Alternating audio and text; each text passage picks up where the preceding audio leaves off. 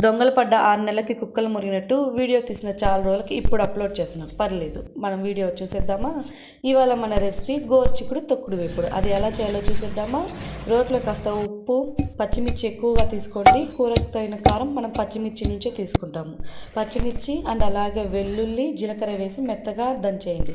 అవి బాగా నలిగిన తర్వాత ఇప్పుడే కదా మన స్టార్ ఐటమ్ గోరుచిక్కుడిని రోట్లో వేసి బాగా మెత్తగా దంచేయండి. అలానే పచ్చళ్ళ దంచొద్దు, నేను చూపిస్తున్నట్టు దంచుకోండి.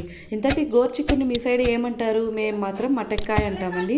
గోరుచిక్కుడు అనే పదాన్ని నేను ఫస్ట్ టైం హైదరాబాద్ వెళ్ళాకే చూసానండి. ఓహో, గోరుచిక్కుడు అంటే ఇవని. అదిగోండి, మేము మాత్రం మటక్కాయ అంటాము. నేను ఈ వీడియోలో చూపిస్తున్న విధంగా దంచేసుకోండి. దంచేసుకున్న వాటిని ఇప్పుడు పోపు పెట్టుకుందాం. పోపులో ఏమేమి వేయాలంటే స్టవ్ మీద బాండి పెట్టి బాండిలో కాస్త ఆయిల్ ఎక్కువ వేసుకోండి. ఇది ఫ్రై ఐటమ్ కదా, బాగుంటుంది. ఆయిల్ వేసుకున్న తర్వాత పోపు దినుసులే మెయిన్ అండి.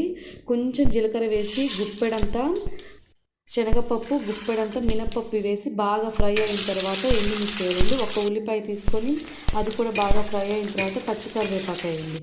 పోపు అంతా బాగా నలిగిన తర్వాత మనము దంచిపెట్టుకున్న గోరుచిక్కుడు తొక్కుని దాంట్లో వేసేసి కొంచెం పసుపు వేసి ఇంకా సన్న మంట మీద మగ్గ పెట్టుకోవాలండి. చూడండి, కొంచెం సేపు మగ్గ పెట్టగానే కలర్ అనేది ఎలా మారిందో అలా బాగా మగ్గ పెట్టుకుంటుంటే కాసేపు ఆగిన తర్వాత కొత్తిమీర వేయండి.